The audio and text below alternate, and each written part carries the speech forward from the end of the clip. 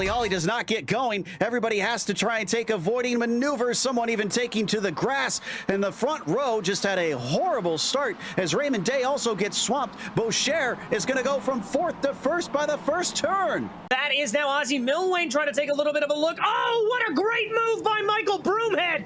Caught Andrew Hardman napping, and now they're going to be side by side going into the Curva Grande.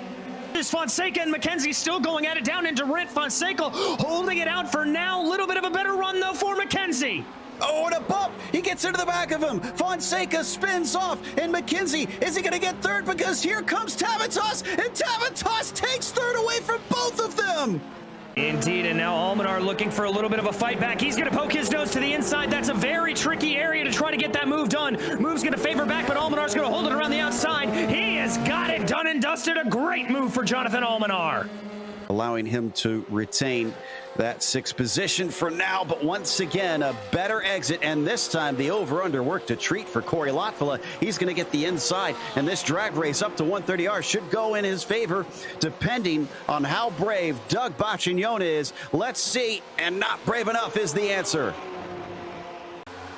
You heard that exasperation out of me, Joe. A bad push there. Catches it, taps from behind, completely sideways, massive opposite lock, and he keeps it pointed the right way. Great job, Byron McDonald. This is it. Big draft. Almost middle of the road there for Topi Kortanimi. Up the inside goes Togo Hisada. He has to get on the brakes, though. They're side by side through 130R. This is the battle for the win on the final lap here. Kortanimi stays defensive, coming into the Casio triangle. Squeezing him. I think Pi cannot do much here except break his late as he dares, which he tries and keeps an overlap into the left-hander around the right-hander. He's got the outside. That tends to see better momentum, and it does this time. But now he's on the long way around from multiple corners and just gets fed out to the outside of the track. It is not there for Karthik Pai, and he finally gives up the ghost. Defensive move out of Mark Kalin denies him for now, but he goes a little wide at the apex. Does indeed. There you see the move from Jacques Boucher. He's going to try to take it out into that little kink now, but he's going to have to go the long way around Cascades. It's not going to work out, but that's going to open up the door to Bradley Holly. There he goes on through up into the podium position.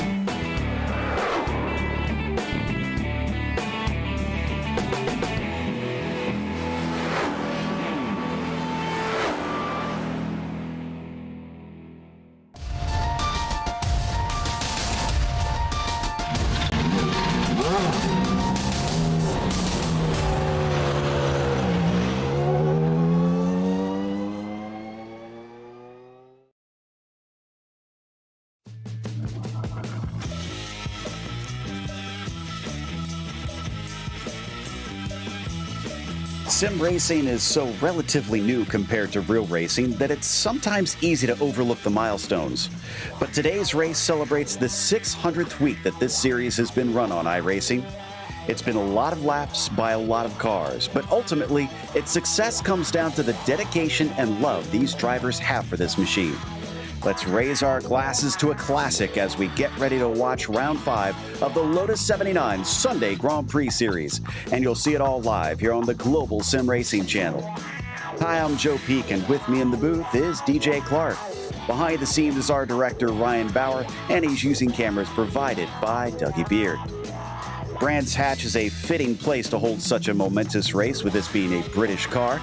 Let's head to our track guide to find out a little bit more about this place.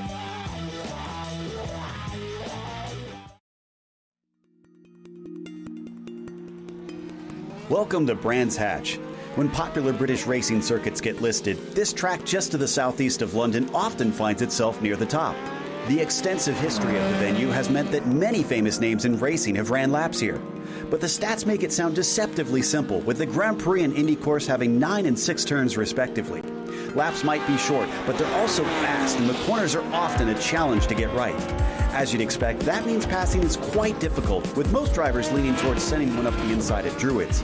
You might occasionally see overtakes into the first corner, Paddock Hill Bend, but the blind apex and gigantic drop in elevation make that an errand for only the brave. Many of the corner names pay tribute to famous British drivers from the past decades, such as Hill, Surtees, Sterling, and Clark. In fact, the fame extends beyond the drivers, but to the cars as well, with this place seeing everything from Formula One to Formula Ford, touring cars, GT cars, motorcycles, and even rallycross. It's a gorgeously scenic venue where lush trees envelop the back half of the course, while the front half is mostly encapsulated inside a natural amphitheater. This makes it extremely popular with race fans who can see a majority of the circuit from many seating positions. With a great location near a major metropolitan hub, a spectator-friendly layout, and an experience that challenges drivers, you can see why this place remains abuzz with racing to this day.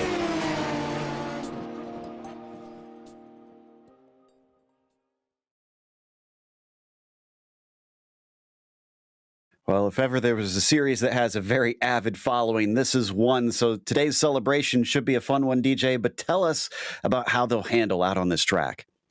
Well, they are going to take to this track like a duck to water, Joe, although that doesn't mean it's going to be easy going here. Brands Hatch is a very, very tricky circuit, and especially in these Lotus 79s, it can catch some drivers out with the elevation change. You've got to be a little bit careful with the ground effect style car that these are. Now, there are a couple of halfway decent passing zones, although this is mainly going to be a race of accident minimization. You can maybe see a good pass or two going down into Druids or maybe down into Hawthorne or Westfield Bend. But outside of that, it's really going to be a pretty much follow the leader race. You're not going to have a lot of the heavy braking zones that we tend to see to really exacerbate some good overtaking. But what you're going to have to do is just follow that driver in front, try to minimize the mistakes you make, and see if you can force an error out of the guy in front of you. And, well, those errors might be costly out there with how close those walls are. But let's take a look at the championship, because the big picture of this season is important too. And Andy T has found himself closed in on by Marco Kayla after his first non-win last round at Le Mans. Marco Kayla's consistency has certainly allowed him to catch up. However, we do not see him out there today. So looks like T will be able to strike back since he has showed up. But Karjalainen, Partanen, and Seppa round out your top five. Quite a distance still back with the domination we've seen with those two. What about the team's championship? Well, Joe, for that team's championship, it's Ligier Gitanes leading the way by about 13 points from Scuderia Ferrari Spa Sefik, but very, very close from there on back with Arrows Racing Team only 3 points off, and Cooper's Car Fittipaldi Automotive only 5 points off of them. Walter Wolf Racing a little ways farther back. They're about 12 points back, but it is still a very, very tight battle up and down the field. Now, as for today's race, we have a 37-lap event. It's not that long of a lap around here, so they're going to be ticking them off quickly. It's an open setup series. Got to think that they're probably going to try and crank the wings up a bit around so many fast corners, and then they have no spare car as well. So if you wind up with damage, if you somehow manage to only get a little bit of it, you're going to have to come in and get that repaired and not be able to just pop into a fresh machine. They have incident limits at 17 with a drive-through penalty and 25 for complete disqualification. And we're waiting for times to come onto the board. It looks like Partanen has the provisional pole. Tolanen actually just popped into second place, about 2/10 behind him. And looks like it's going to be a tight fight. But Frisha and T have yet to set a time themselves. We're on board with Andy T right now, up through the very iconic Druids hairpin, then back down into the bowl that the viewers can see so well from the stands. Indeed, and then bringing it back down through there. Whoa, Andy getting a little bit squirrely there as he brings it down. It's that elevation change, a little bit what I was talking about of coming down the hill. It's just Andy trying to warm up the tires a little bit, so that was me freaking out for nothing. But nevertheless, some of that elevation change, it can throw off the ground effect in these cars, so drivers got to be very, very careful about it, not to be too aggressive and take things a little out of control. And Andy is on his warm-up lap right now, so that's why he can get away with those little bit of wiggles to try and warm up the tires. But we're on board with Michael de Turk now, currently third. His first lap was his a 1:11.4, and we've got a special little heartbeat monitor on Michael. Right now we're at about 150. Kind of don't blame him that it's running a little high here, as I'm sure this car certainly gets the adrenaline going, even in the virtual world. Yeah, indeed, Joe. This is one of those cars that you have got to stay on your game with. It'll always want to slip out from underneath you. You've got to be very, very careful with it and make sure you minimize those mistakes, Michael. Bringing that corner around, making everything work, the best visibility. Hearing that it's popping up to 157. He is really starting to push here through this qualifying session. So let's see if this second lap's going to be any faster. Partonen still the provisional pole sitter, but he is done 14 thousandths over Tolanen, who joins him on the front row, but Michael de Turk crosses the line. It's a 1:11.1. That will not improve his position, even though it is faster. Andy T is just about to finish his lap as we ride with the number 2. Remember, he needs a good finish to capitalize without his main rival here today. Both of them will find drop weeks, helping them later in the season when they start accounting those in the championship points. But what will today hold for him? He's going to cross over the line here and put down a 1:10.7 to the surprise of nobody. That's Andy T right to the top. About a tenth faster than Partonen as well. That looks like, do we have anybody yet to set a time? Timo Karjalainen just finishes his just now, a 10.559, and that is pole for Timo. And the dying stages of qualifying, our 600th week of racing here on iRacing has allowed him to pip the pole from our championship leader. Oh my goodness gracious, a great lap for him, but Andy T not quite done. He's going to have enough time on the clock here to be able to get this done. He's got to push really, really hard. Let's see if Andy's got anything. Looks like he went purple through sector 1. Yeah, he should have enough time to get to the line. Forgot that he had only just completed his first there, so a chance to respond. Tires should be getting up to temperature now, so it should be a quicker lap, but he has to make up just shy of 2/10 to improve. It's a 1:10.6. That's not enough. That is going to get him closer, but that won't be it. And it means that Timo Karjalainen is going to be the one to take the pole today, as the number 6 will have that desired spot on a track that is difficult to pass. Andy T will start next to him, and Pauli Partonen will be in P3. It's Jukka Tolanen in 4th today. You've got Michael de Turk starting from 5th, as Dylan Freckleton is 6th. Gernot Friese still trying to get to grips to the qualifying pace in this car. He'll start from 7th as Timothy Reed is in 8th. Then the 5th row has Karthik Pai in 9th and Paul Williams in 10th. Starting off in 11th position, it's going to be Isaac Snyder, followed by Benoit Daisy, with Nathan Finnegan and Kimmo Vaikalainen in 14th. Daniel Banker will be 15th, followed by Pablo Suarez, with Peter Kozaneski and Barry West behind them, with Javier Mosquera in 19th and Keith Herner in 20th. Last of the grid, top split today. Andrea Schuster in 21st, with Carmine Carpentiero in 22nd. German Suarez was the last one to set a time, and Maxime Cosson 24th out there. So we have 24 other cars that are racing in the second split, but this is the best of the best. 83 Fahrenheit, 28 Celsius for our drivers, with a bit of wind as well, and that could throw a wrench in things out there today. Not the track where you want the car feeling a little bit off kilter. No, not at all. That can get very, very squirrely for these drivers, and that wind is going to be the last thing they want to have happen. Let's take a look at the heart rate for de Turk. Is He gets gridded up here, lining up 5th on the grid. Actually has gone down a bit. I've heard the drivers, you really say, in the real world at least, DJ, you don't want the heart rate to get too high on the grid.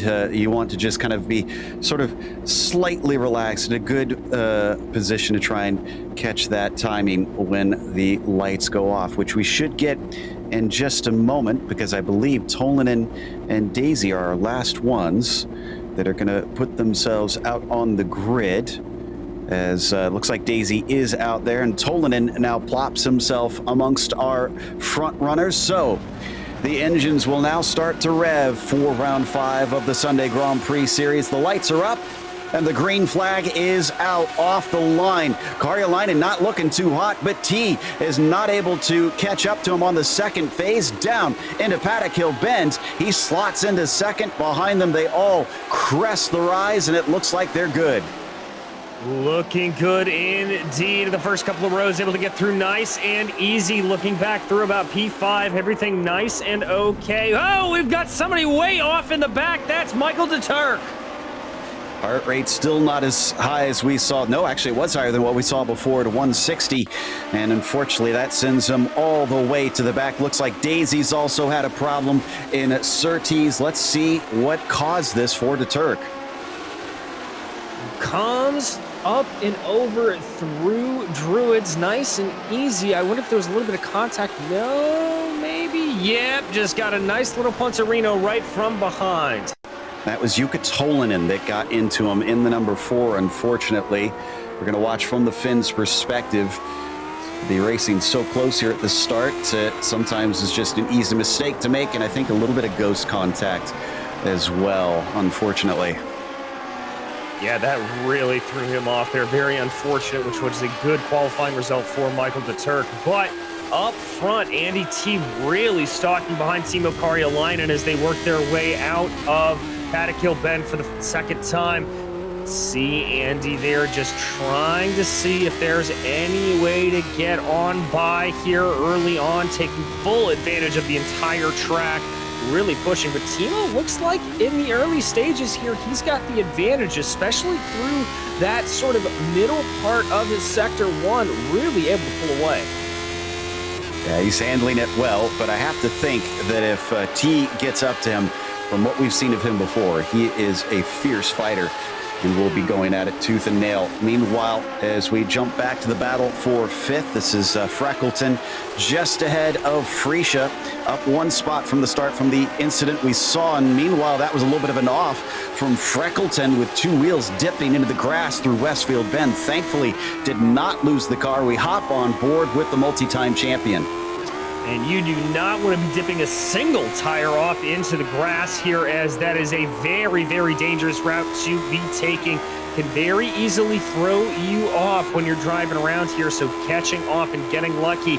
Bernard Freesia just trying to take any little bit of draft that he can. This is not a draft-heavy circuit, but any little bit helps. Behind him, he's starting to get some pressure from Timothy Reed as well in the red number 5. There you see we've kind of got 2 pairs of 3 going on behind them. A little bit of a battle between Pye, Williams, and Snyder. They're all kind of packed together. A little bobble from this front group. And they could catch up to them, or watching from the nose of Reed. And old school track, which means a lot of elevation change here in British terms. Indeed, a whole bunch of elevation change. Just absolutely beautiful circuit built into countryside as they work their way around. You can see them trying to close up there a little bit through the right-hander as they work their way now onto this sweeping back section of track. Indeed, wasn't part of the original circuit either. Just basically was kind of what you saw with the Indy course, as they call it now, which takes you right back to where we saw them go by there, and there onto your right side. As this is Keith Herner, who is definitely trying to make his way through some drivers. Schuster, I think, has recently made up some positions past him. Ahead of him, that's Mosquera as well, Barry West, Daniel Banker. There have been a lot of changing of positions back here in the back of the pack as he closes in under braking in a big way here. Yeah, really closing in under one of the heavier braking zones, as you can see him there just trying to stalk behind. And don't worry, that little bit of runoff area there on the exit of Graham Hill Bend, that is a little bit of AstroTurf. That is not straight grass, so that is perfectly fine to do. Whoa, Timothy Reed getting very, very excited, trying to close into the back on Gernot Friesche, but lost a couple of tenths in that late braking maneuver. Indeed, and just an update, don't need to go there, but I can report that DeTurk has been making his way by a few cars. He's up to 19th as well. So one by one, grabbing them here and there into the final corner as we see Freckleton just ahead of Friesche riding on board with Timothy Reed. We had another incident for Daisy, another one of our front runners at the start, and it looks like his day is done as he wound up on his lid this time. And that is not the way you want one of these Lotus facing. But we continue to watch here. Dylan Freckleton looking like he is going to be under a whole lot of pressure from Friesche as we go back to check out this replay. This is Daisy. That's diving down through the back section of the course. Did he just catch a little bit of grass? And that's going to send him up and around. Wow, I don't know who that was that came up behind him, but that had to have been a scary moment, seeing a car flipping across the track like that. So Benoit is unfortunately done, and that flower has been plucked. Meanwhile, Jukka Tolinen here in 4th place, losing a little bit of ground on Partanen, his fellow Finn, up in front. It's about a second between these two, just outside of the podium, and Partanen even more ground loss to those in front of him, almost 2 full seconds. Yeah, Paulie losing a lot of time there, but Isaac Snyder here now right on board with just sort of in the back of this big, big train that we're seeing, 5th through 9th, really starting to develop, and that's almost looking a little bit like Dylan Freckleton starting to be a little bit of cork in the bottle here and holding up the rest of these drivers. Yeah, and that's the Texan Karthik Pai that you see just in front of Snyder as well. Coming down the hill, Dylan Freckleton, not willing to give up a top 5 quite yet, but there's a lot of laps that he's going to have to hold them off here. We ride on board with the Lone Star State driver coming through Surtees and open over one of the big rises as we head towards the back half of the course. And you can see very different from the front half, not just in the speeds you have, but trees all along here. Much harder to get a good vantage point along this part of the course. Yeah, it's a very old school in that sense, Joe, where old tracks like Hockenheim or Spa or anything like that, that once you leave the sort of the main sort of autodrome portion of the circuit, it goes off into the woods and really makes for a beautiful scenic route, but very hard to see for spectators. On the front stretch, Andy T just set the fastest lap of the race, so he is on it. Can also tell you that DeTurk just got another one past Daniel Banker. He's now up into 17th as well. There, yeah, you can see he's got a lot of cars behind him. Currently been hovering at about 160, I've been seeing every time I've checked in on his camera. So his heart rate seems, and up ahead of him, a car off, Finnegan through Druids. This is Nathan Finnegan trying to do a whip turn, and unfortunately, wow, he just manages to find space. Somebody causes another wreck as we go to replay. Let's stick with this. He spins it on his own, it looks like, but Andreas Schuster could not find enough space, and they'll clip wheels here. So there he goes on through as he starts to get going. Schuster, getting collected and going off into the side. Schuster almost a little bit of a hapless passenger, and that tries to go for a little bit of a move there. He's just down to the inside, and yeah, he gets a second hit from Carpentiero in the 18, and that just chucked him into the barrier. Unfortunately, day done just like that. That's another spot then for DeTurk, already up to 15th because of the problems there for Schuster. Well then, been a bit of a hazard in some parts of the track, but others have just been cruising along. Gernot Friesche amongst those, been stuck in 6th since pretty much the start of this race. Still can't seem to get by Freckleton. No, just can't really get it, and it really goes to show just how difficult it is to get any overtaking done here. As we said, it is an old school circuit, which means that those overtaking moments are really at a premium to get done. And drivers are going to really have to sort of force the issue or force a mistake out of the driver in front of you. That's going to be the other way to try to get anything done around here. Bit of irony, and we don't have to go to it, but Carpentier in the 18 spun off himself and hit the wall at the very corner. He hit Schuster just a lap or two ago. Keith Herner here as we ride on board with 21st. This is a train of cars in front of him. That's Finnegan, who we saw have the spin that caused the incident earlier. Cosson and Suarez there. Germain in the number 19 just ahead in the orange and white. Indeed. 1, 2, 3, 4, 5, 6. That battle for 18th. Everybody working their way around, and that's somebody off. Big off there. That's Cosson. Maxime finds the 24 cannot hold the grip coming through Clark and finds the wall.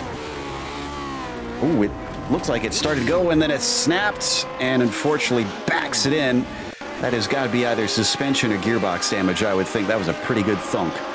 Yeah, it was a big thwack into the wall. As we watch this again, he just turns into the corner, I think, a little bit too aggressively. And these Lotuses will want to do that. They'll want to slide on you a little bit. And what happened was he turned it in, felt that rear end go, overcorrected the car, and then it just spun around on him. Sometimes you can get good slides out of the Lotus 79. Sometimes it'll bite you, just like we saw there. Back to Frecia here in the number 1.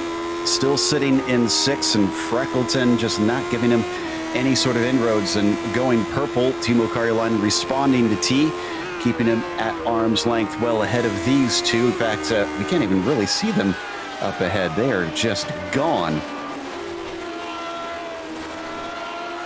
This is Vilkalainen here in the 15 with Pablo Suarez. Different Suarez from what we saw or heard about wrecking earlier in the 19. And Konechny back behind them, making a trio vying for 11th. Yeah, indeed, is the Illinois driver here working his way around, just trying to find something to get his way by. As I said, I think those incidents that we've been seeing, that's going to be the best way to get by. Dylan Freckleton, the UK&I driver, working on, or Gernot Frecia rather, working on Dylan Freckleton, the UK&I driver. It's all about just applying as much of that pressure as possible, trying to push your way forward. You really can't make any good overtaking opportunities unless you're careful. And looks like we should have an onboard from Isaac Snyder as well here today. He's riding just behind Timothy Reed, who we've been watching. And the 14 finds himself behind that train that we were watching just a moment ago. Freckleton with Frecia, and as we mentioned, Reed a part of that one. Here's his onboard, the New York driver, showing us his typical wide screen that he's got, and looks like unfortunately still having a few problems with so the frame rate at times, as we've seen in recent eras. There we go. Now it's starting to work for him. Indeed it is going there. Yeah, you can really see just the extent of that widescreen for Isaac. And I also love with the microphone right there, you can see just how much buffeting he's getting, pushing that flag around, really having to fight the car. I'm not sure if that's the wheel or if he's actually got a hydraulic system or something going on, but it's definitely shaking a lot. And this car does give you a lot of feedback. This is before, I'm pretty sure this is before they started making the term is escaping me, to make the wheel easier to turn. Power steering? Power steering, yes. I knew it was power something. Thank you. Power steering, I don't think was a thing on this car, was it? No, it was not. This was all driving by sheer arm strength back in the day. Absolutely. My brain not making the connections with standing. We watch from Gernot Frische here now once again. He's been getting close at times. I almost wonder if the dirty air is making it hard to try and get close enough to attack here, because we've seen him get this close before, but then never really closer than this. Yeah, I think Gernot here is just trying to apply a little bit of pressure, as it were, seeing what he can do. Is, oh, speaking of pressure, Andy T setting the fastest lap of the race. That gap's still at about 1.6 seconds, but working his way through, so not letting Karjalainen out of his way too much. No, 1.6. It's been hovering around there for some time now, but I mentioned the gap that they pulled to those behind. There you see the comparison between their laps. Partanen, 4.5 seconds back there. Is just not really able to keep up to Andy T. Timo Karjalainen, though, remember, he came into this one third in the points, and this is going to be a valuable win over Andy T. This will be the first time that he's beat him pretty much in a straight fight, because Andy T had a bit of an issue at Le Mans that sent him backwards as he got tangled up. Granted, the race is not over, but it looks like if Timo can hold on to this for the second half of today's event, he's got this under wraps. Yeah, he's just got to try to hold on here for as long as he can. Really get that thing working right now as we jump back here on board with Isaac Snyder. There you can see it, just throwing it around, trying to get his way by. That is Timothy Reed directly ahead of him. Getting very, very close, and in fact, he almost gets less than a car length back under braking into Paddock Hill Bend. Druid's a common place where you see passes attempted, but certainly not this time by the New Yorker. Back down the hill and into the bowl out of Graham Hill Bend. I got to think, if he gets one little mistake out of Timothy, he has got to be pouncing. Yeah, for sure, getting very, very close, trying to force that issue. You saw all of the counter steer that Isaac was having to throw into the car. Oof. That puts him a little bit farther behind, but and another little mistake, and goes very wide now coming out of Westfield Bend. Keep it out of the barriers. He's way off into the grass. Manages to bring it back on, but not before Karthik Pai pips him around coming through Sheen. So taking advantage, the number 7 now up into 8th, and Isaac Snyder averts disaster on that one. Yeah, just barely. And these cars, if you thought they're hard to control on pavement, when you get them out onto the grass, they are next to impossible to keep pointed the right way. So absolute ice in his veins there for Isaac Snyder. Great job managing that one. Hopefully he didn't damage the underside of the car as we come back to Michael de Turk. And he has gotten all the way up. Where is he right now? 14th. Here, and trying to get up to Peter Konieczny. Konieczny kind of on his own, but after that he starts to get into some of the clumps that we were seeing earlier. Pablo Suarez, Vilkalainen, and Paul Williams in amongst those that he can just see up in front. Yeah, indeed. You just see him up ahead of him as he tries to keep going. Not a lot of on-track passing going on as we really expected. This is really one of those battles that you've got to just try to hold on to. But Isaac now just trying to hold off that fleet of car behind is Andy T, and setting another fastest lap of the race out here.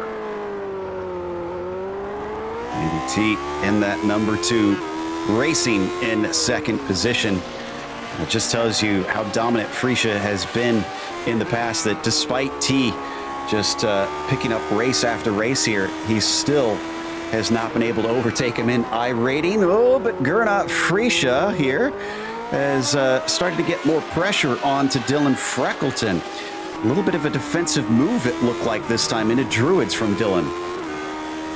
Yeah, I think he's starting to feel a little bit of the pressure here and certainly trying to maybe be a little bit more defensive is Dylan Freckleton. He doesn't want to give Gernot any opportunity. Now Gernot's going to be able to tuck into the draft as they go down through Pilgrim's Drop. Jumping back to Michael DeTurk here. That heart rate coming on up. It's up to 165, 166. I think he's starting to feel a little bit of the pressure. Interesting to note, when we jumped away, I was keeping an eye on Freesia. He looked a little quicker in a straight line compared to Freckleton. So that might be handy on him if there is some sort of damage or more downforce on the number 9. We've come back to them now. A little bit of a straight up to Clark curve, but not long enough. And now on to the front stretch. Let's see. Is there anything that the one can do? He catches, but then he runs out of straightaway.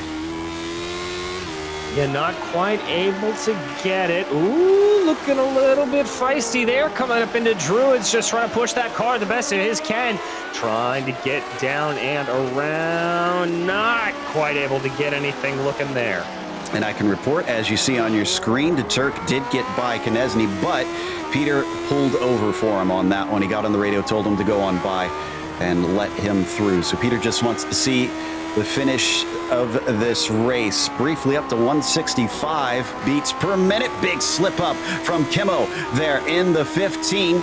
Looks like Pablo's going to try and take advantage, but he's going to have to go around the outside as we watch the heart rate monitor almost making contact in front of him. Side by side, up through Hawthorne. Still nobody willing to give way between them, and through he goes. Kimmo manages to get in. So does Michael DeTurk, as Suarez unfortunately dropping down to 13th. A great run there for Michael DeTurk to be able to get his way on through, just kind of picking the pocket of an advantage that he saw present himself in front of him. Up to 169 now. It is really picking up at this stage. Onto the front stretch.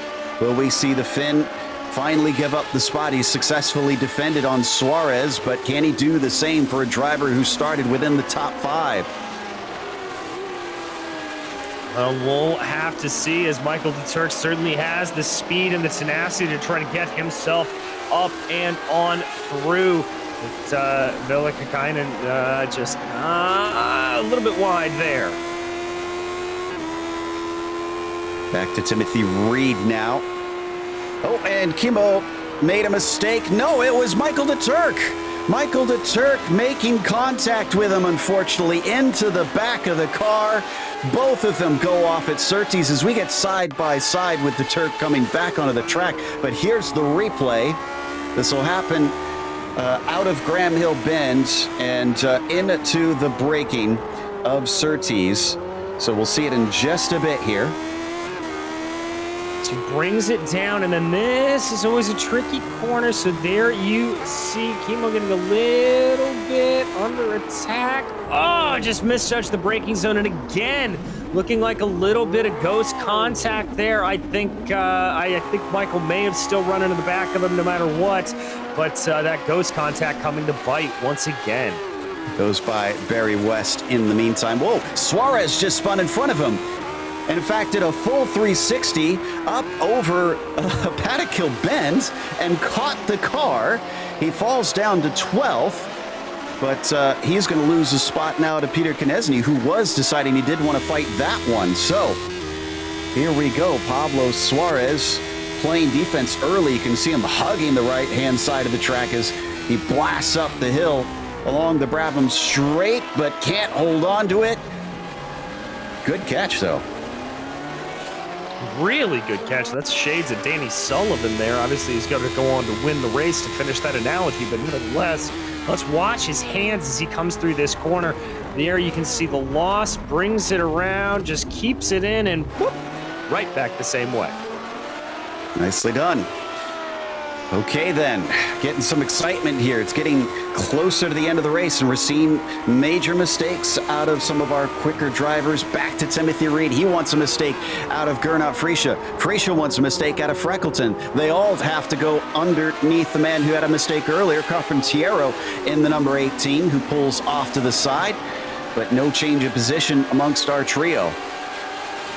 No, none at all, although Gernot is looking certainly threatening here on Dylan Freckleton. It's about the closest we've really seen him. Ooh, he's definitely tucking behind in the draft. Is he going to have a look to the outside of Hawthorne Bend? He's going to send the car in deep, try to get it to stick, but I don't. Oh, he's still alongside, but then he's got to give up the ghost as they work their way into Westfield Bend. Yeah, I knew down through Westfield was not going to go too wide. So slots in back behind him. He's got to be careful. He could open the door up for Timothy Reed here, who we ride on board with. Off of Sterling now. And through Clearways. We see a little bit of damage on the wing of Reed with this onboard cam. We've heard from the drivers, doesn't affect them too badly. I'm sure it doesn't help his straight line speed. Another great run here from Gernot Frische. He is on the attack now as Freckleton is having to cover him off corner after corner. Yeah, he really is trying to do it and just doing everything that he can, but Freckleton putting up a very, very stout defense here, and not like he's weaving all over the track. He is just absolutely planting that car in the middle of the road, not letting anything get to him, and doing a great job to be able to keep Gernot Frische behind him. Really wants to try and get this done. I get the feeling with how close Timothy Reed has been getting at times, he's starting to feel like he's got to make this overtake and make it stick. This time, not able to get side by side up to Hawthorne. So not seeing that sort of action this time around. Look at how violent these cars are, having to just save it coming off of some of these swift right-handers. Yeah, just you can see everything he's having to throw into the car as we check out the replay. Just look at how sideways this car gets coming through the corner. Whoa!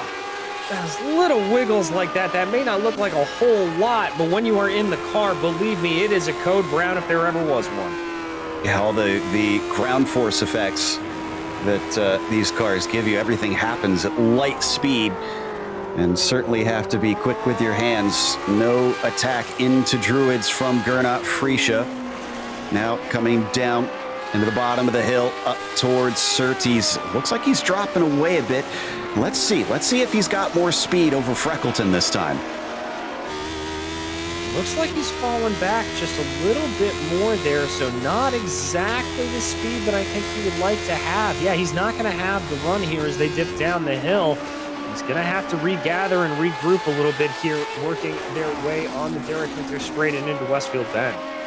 Unfortunately for fans of Michael DeTurk, he had another spin, this time out of Paddock Hill Bend. Lost 2 more spots, back down to 15th he goes. What a roller coaster of a ride it has been for the 8 car today. Glad we've had that heart meter, but it's been down a bit. I guess his heart is sinking because of all these lost spots. Yeah, indeed it is. And a little bit, one of those things, you know, you get your heart rate up, you get excited, you get that adrenaline pumping. Yes, it can help you a little bit, but at the end of the day, you want to stay calm, cool, and collected. You don't want to let that heart rate rise too much. You want to keep everything nice and together. As we watch there, Gernot Frische looking in to close a little bit more up through Druids. I think he's been able to gather things back up under him and push a little bit closer this lap. Now, we've come back to Andy T, and I'm glad we did this because his gap is down. Look at that in the middle there.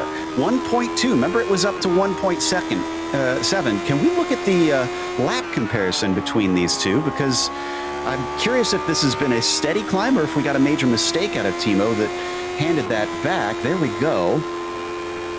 Looks like it is a bit of an ebb and flow between them. So T must just be consistently kind of picking away at things and getting himself more within range as the race goes on. We haven't talked about it yet, but the characteristics of the car do change. So wonder if Andy T's got a stronger one at the end. He very well might. We often talk about how as the fuel burns off in these cars,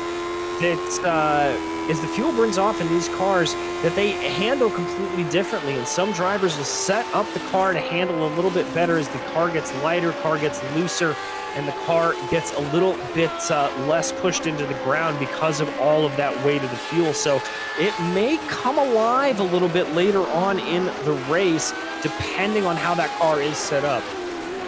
Oh, we got damage on the rear wing of Timothy Reed, and he is no longer with Gernot Frische. I think this happened through Paddock Hill Bend. Is very similar. Yeah, he looks like he backed it in. It very similar to what happened to Michael de Turk.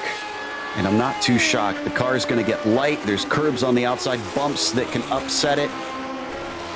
Yep, went wide. Round it went, and just banged it in there as the cameras switched on us, giving us a good view of a photographer for a second.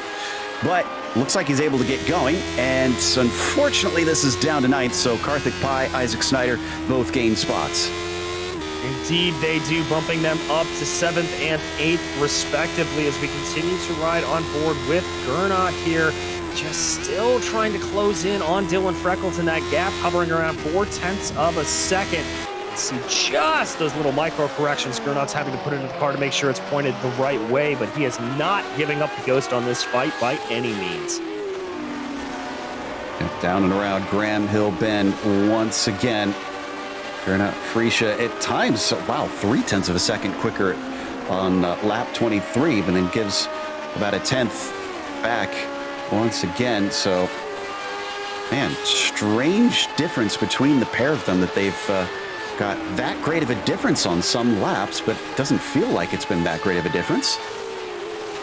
Yeah, it really doesn't. It's just a lot of ebb and flow. And there you can see on the top of your screens, Timo Karjalainen answering the call from Andy T, putting in the fastest lap of the race with 1:11.12. So certainly not letting his teammate catch up to the back to him too quickly. Yeah, we got to remember they're both teammates, so they're not going to want to, even though we know these Raccoon guys will certainly fight for the win, I don't think they want to take each other out if they do get together. So as we get close to the end of the race, we got a little bit of lap traffic. Now that could be what the doctor ordered for Andy T. Timo's just approaching the back of Suarez now. Indeed, and this could be very interesting for him to try to come up to. It's as we... Oh! He gets into the back of him. He tried to slow up to let him through, and unfortunately that little bit of unpredictability cost him, and Timo finds himself now much closer to Andy T from that one. I think the wing looks relatively okay. It's a little bit bent, but wow. Wow, indeed. Let's ride on board with Timo Karjalainen here as they come through this series of corners. And yeah, Joe, I think you called it absolutely perfectly. Just tried to let the leader by, and Timo, not realizing what he was doing, just ran right on into the back of him. So there it is, goes down to the inside. Yeah, just maybe backing up the braking zone a little bit more than Timo suspected, but one way or the other, contact between the leader and the lapped car. Their own Verstappen-Hamilton moment there, unfortunately, and that caused their own little bit of damage on that one. But what will that do to the leaders here as we watch from on board? Timo looking back at T. Looks like it's still at about 1 second, so I don't think it cost him too badly. No, I don't think it did either, and I'm looking back at the microsectors for Timo Karjalainen, and he actually said, oh! Very close, but I was going to say Timo set the fastest Sector 3 there, so clearly he's still got some speed underneath him. Wow, this is not what I expected from the lap traffic. If we had a single split, you know, maybe some less experienced drivers would offer some problems, but these are supposed to be the guys that are among the top, and this is, I believe, 2400 and above iRating. So Andy's now cut it down to 0.6 of a second. It is indeed exactly what he's been waiting for. In the meantime, I can report that I believe Timothy Reed had more issues. Yeah, he's down to 15th now. Not sure what this was about. I'm checking on my screen. Oh no, he had contact with Konechny. Contact coming again to bite on these drivers. Let's continue to watch this battle, working their way around. And Joe, am I crazy, or is there also some left wing damage to Andy T's machine? Let me take a look. I don't see anything here. These cameras aren't showing any major damage, but the front wing for Andy T does look a little bent as well.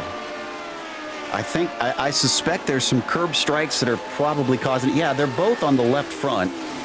So I'm guessing there's just a curb out there somewhere that, or a bump that just kind of bends that on them. Oh, as they're coming up to a wrecked car, that was Kimo once again in the 15. He's able to get it rolling, but that thing looks like it is limping. He might have to park it.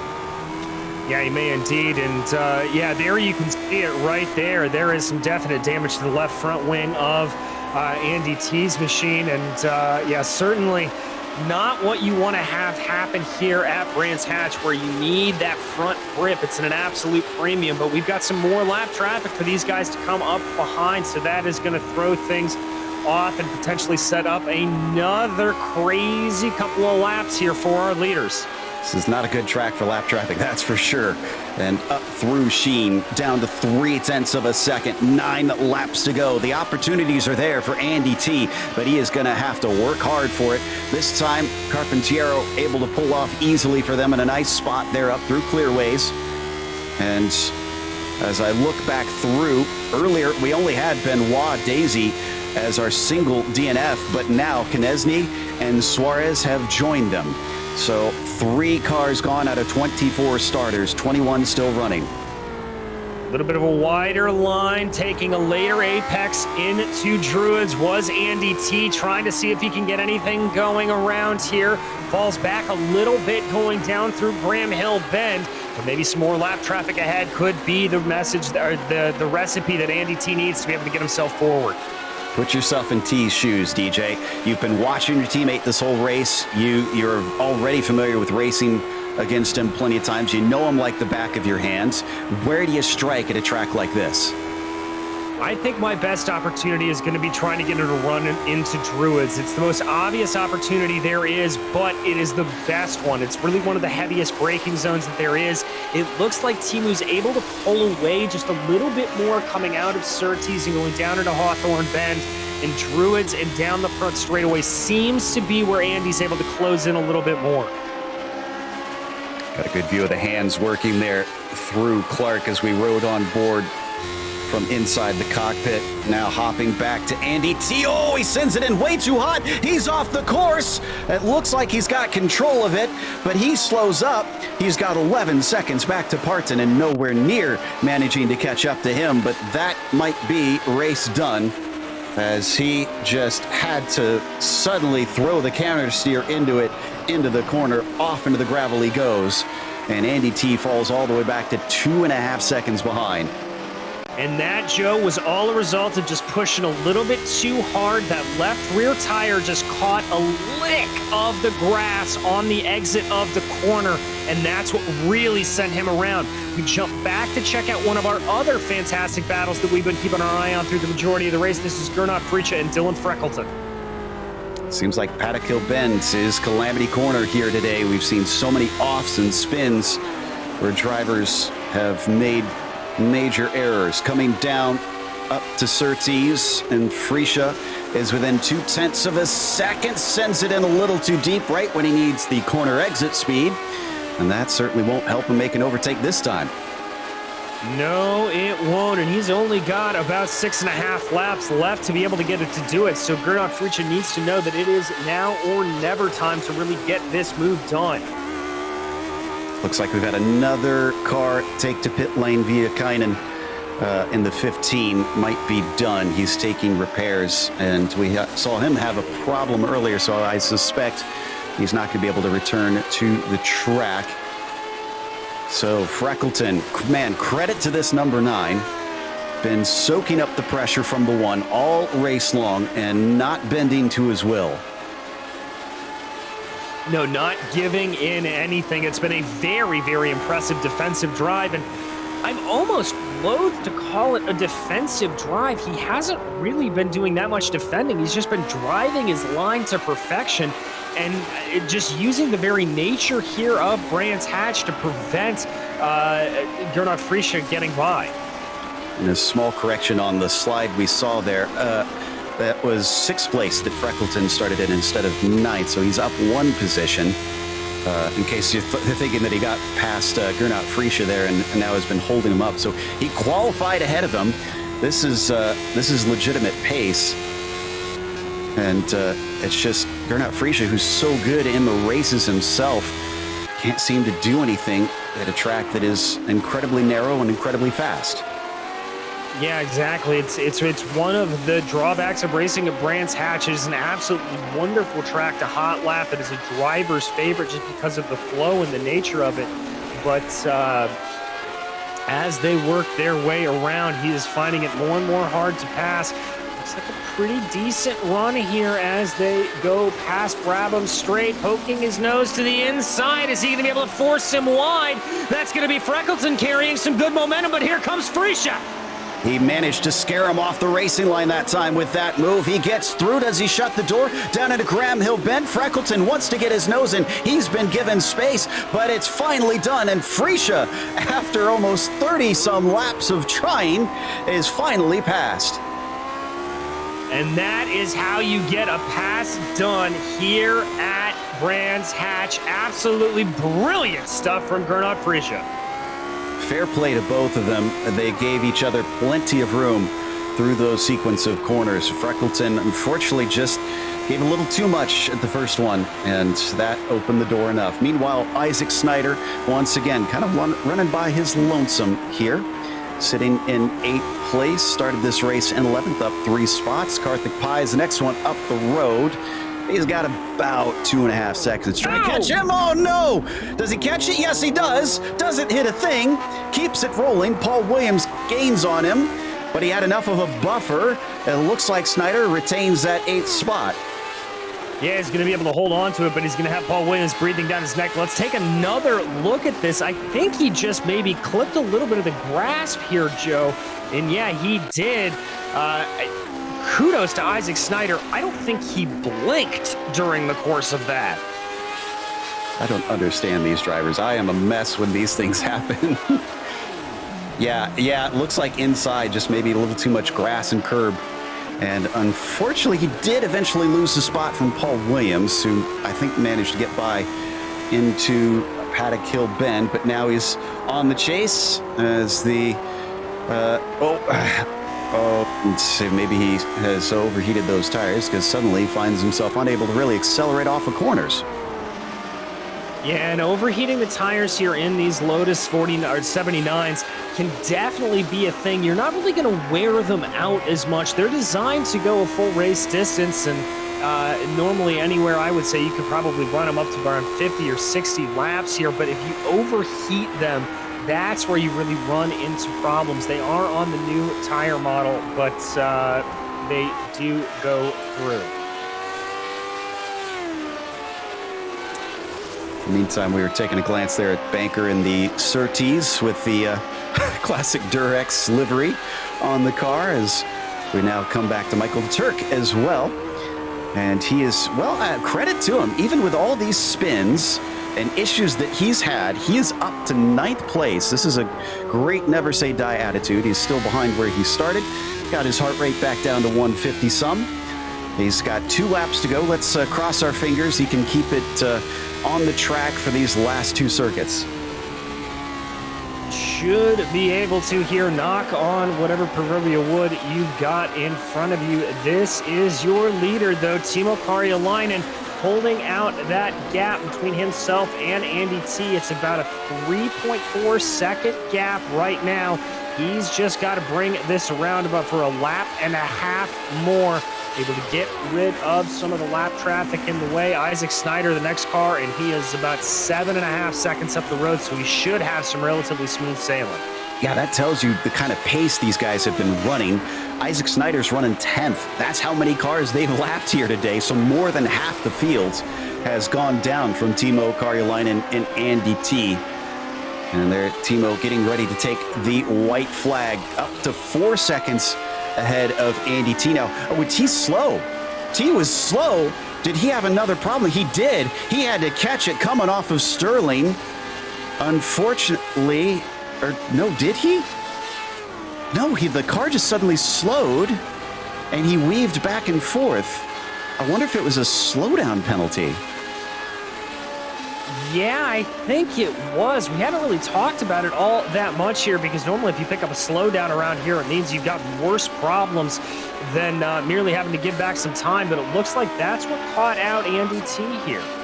Best I can guess is through Sheen, where you can maybe take the inside a little too much, but usually that causes the car to really get upset. He must have done a good job surviving it if he did cut that much through that corner. You'll see it here.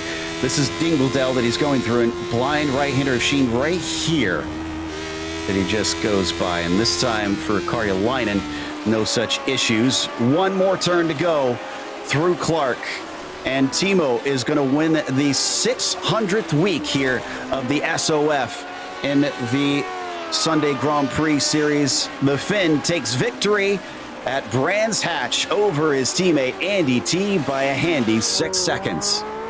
And sets the fastest lap of the race while he's at it. A great job there for Timo. Jumping back in the field, this is Michael DeTurk trying to see if he can catch Paul Williams in the final stages of this race. That heart rate starting to climb again here, Joe. Isaac Snyder must have had an issue because he fell behind DeTurk as well. He's sizing him up. And a little bit of a defensive move from Paul Williams. It's the last lap. He doesn't want to give away this 8th place. Now through Westfield. Going to be hard to pass from here. And 171 there from him for his BPM. And he's going to defend fiercely, really covering him off, just not letting him through anywhere. And coming up to Clark, this will take a wild dive. No such luck from Michael DeTurk. He settles for the spot. Great job by the 10 to fend him off there at the end. Yeah, really impressive stuff. Just good defensive driving, planting the car exactly where he needed it to be and preventing any sort of that overtaking opportunity. And I can tell you in the chat, the fellow Finns of Timo Karjalainen are absolutely partying for him. Seems like a popular win. As we're going to take a quick break, we'll come back with the official results as well as driver interviews.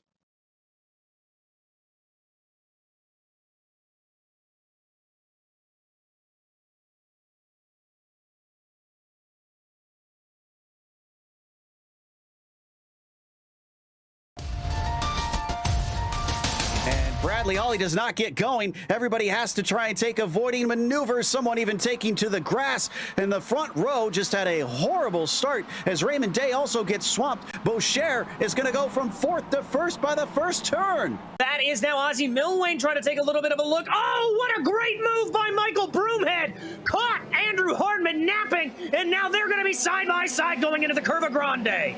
Is Fonseca and McKenzie still going at it down into Rit. Fonseca holding it out for now. A little bit of a better run, though, for McKenzie. Oh, and a bump. He gets into the back of him. Fonseca spins off. And McKenzie, is he going to get 3rd? Because here comes Tavitas. And Tavitas takes 3rd away from both of them. Indeed, and now Almanar looking for a little bit of a fight back. He's going to poke his nose to the inside. That's a very tricky area to try to get that move done. Move's going to favor back, but Almanar's going to hold it around the outside. He has got it done and dusted. A great move for Jonathan Almanar.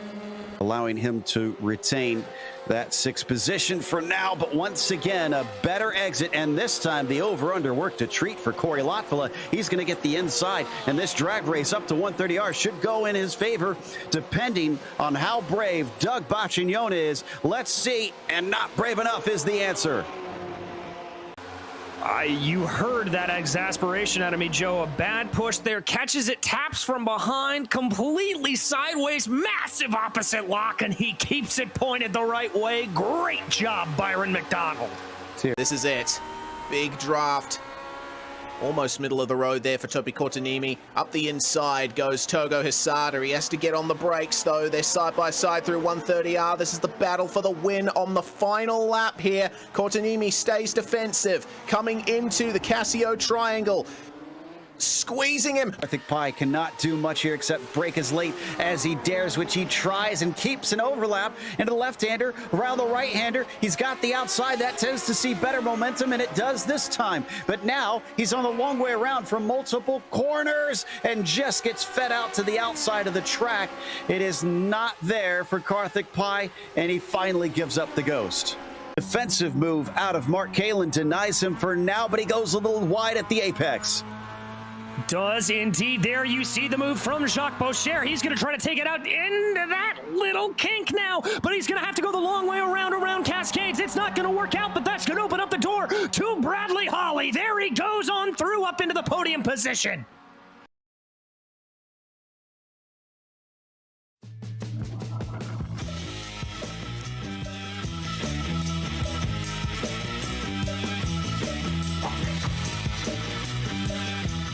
Welcome back to Brands Hatch. We just saw round 5 for the Sunday Grand Prix series here. Lotus 79 drivers celebrated their 600th week on iRacing. Timo Karjalainen was our winner, beating Andy T on the track, but certainly the lap traffic made it a little bit tense between them, and it was Partanen a distant third, 21 seconds behind the leader. Jukka Tolinen was P4 ahead of Gernot Friesche, who had to work very hard to get that top 5 over Dylan Freckleton. Fought him the whole way. Still a 6 is well-earned race for Dylan. Karthik Pai up to 7th today as Paul Williams finished in 8th, fending off a late-charging Michael Deter. Got tipped around at the very start. He had an apology from Tolinen, I can report as well. 9th place for Michael as Isaac Snyder rounds out your top 10. Coming home in 11th, it was Nathan Finnegan, followed by Daniel Banker, who were a lap down, followed by Timothy Reed and Barry West, with Javier Mosquera in 15th. Keith Turner was in 16th, followed by Herman Suarez, with Andreas Schuster 2 laps down, Carmen Carpentario in 19th, and Maxime Casson rounding out your top 20.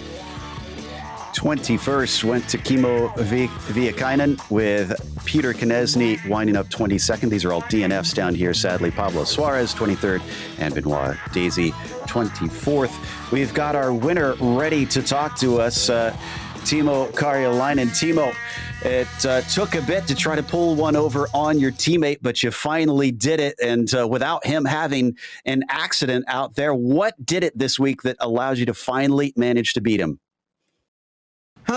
Perseverance. I'm not sure. Yeah, this track has always fitted me quite well with the fast corners, and it really needs confidence. I think I finally found it, just that extra 10th. But I gotta say, I think it was the qualifying. I think Andy and me messed up our qualifying a little bit, but I messed it a little bit less, and that did it for me.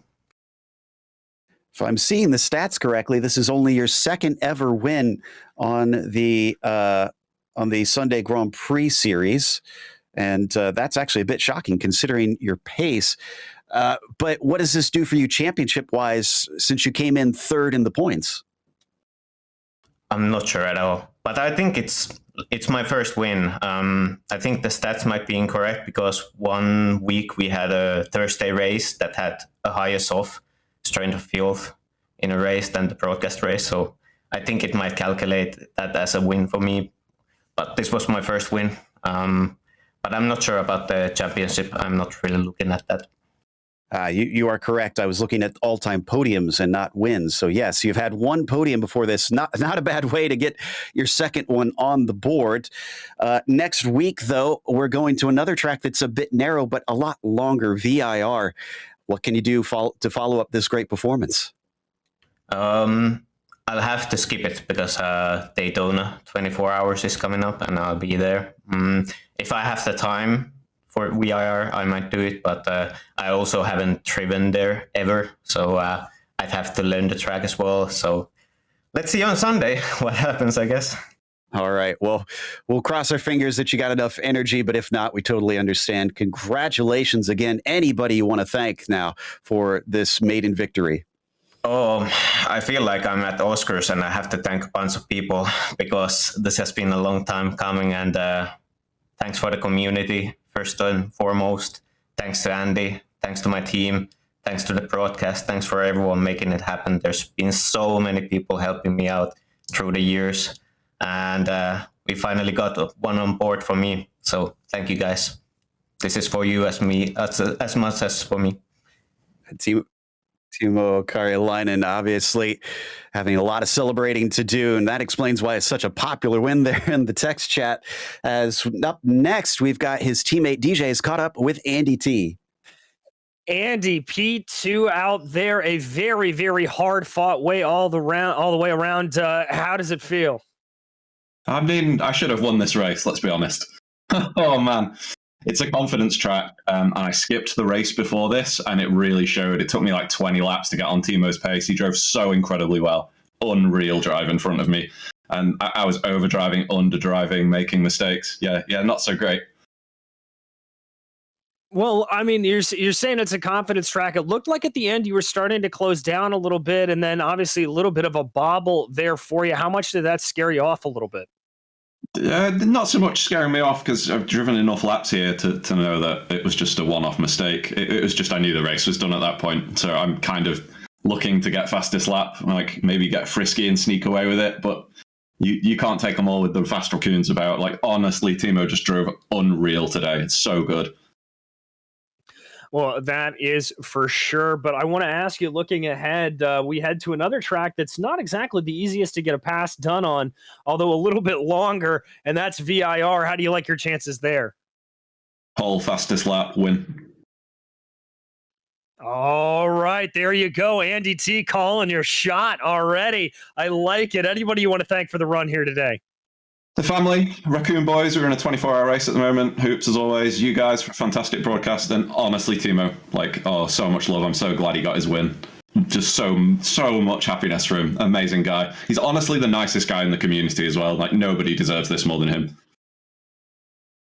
Well, I love that community spirit there. That was your second place finisher, Andy T. Joe? I think we've got our fourth place finisher here with us, Jukka Tolinen, who unfortunately had a little bit of contact at the start with Deturk, who we were following his way back through the field. But Jukka, man, it seems like those top guys were just untouchable today. Yeah, well, I only came here to say sorry, Michael. I'm really sorry, and I lost all my concentration and the mood for racing after that accident.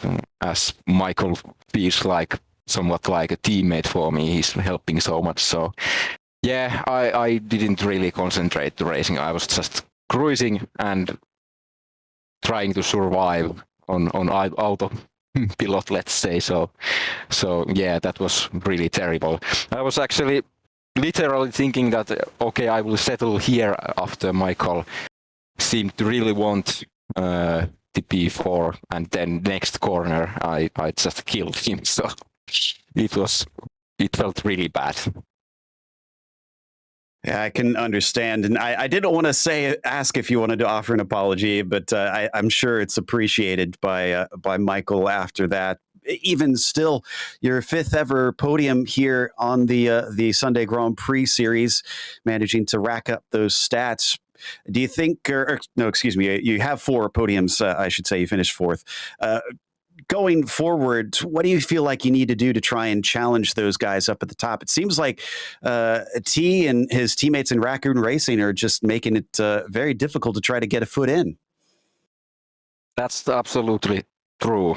They are really fast guys, and it's really hard work to get even close. But I don't really think this track fits me well, and well, also I think I didn't give everything today pace-wise. I was just cruising as said, so it was not really representative how the pace was today, looking at the distance between us when we finished. But yeah, at least it will require lots of practice to challenge them and find every possible dent in setup and everything. So yeah, and also a bunch of luck. So yeah, let's see what can I do. Well, before we let you go, give us a prediction for Virginia International Raceway. Will you be there, and where do you think you can finish? I will be there, and I aim to be at least on podium positions. So I expect Andy to be very fast again, as well as if Marco is joining. Pauli is always fast, so podium is already something you will have to have a good race.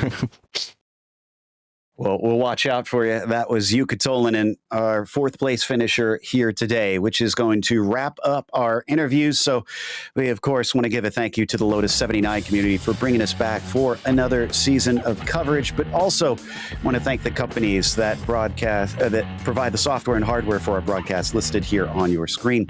Additional thanks to June Lalonde, who provides our wonderful music. Check out her Bandcamp for more awesome work. And thanks to the team today, DJ, Ryan, and Dougie. You can find more info about GSRC at globalsimracingchannel.com or through our social media. Also, check out our merchandise store at gsrc.storeenvy.com. There's a link in the description below. Don't forget to subscribe to our YouTube channel so you don't miss a moment. And as we mentioned, the next race is at Virginia International Raceway, Sunday, January 23rd at 11:30 a.m. Eastern. We have upcoming races for other series listed on the screen, so check those out and mark them down on your calendar. Right now, we have the Euro Majors happening. It's the 2 hours at the Glen. But up next, we also have Big C's MX5 Challenge for their season finale at Laguna Seca. That'll be 4:30 p.m. Eastern. Until next time, race clean, race hard. We'll see you on the track.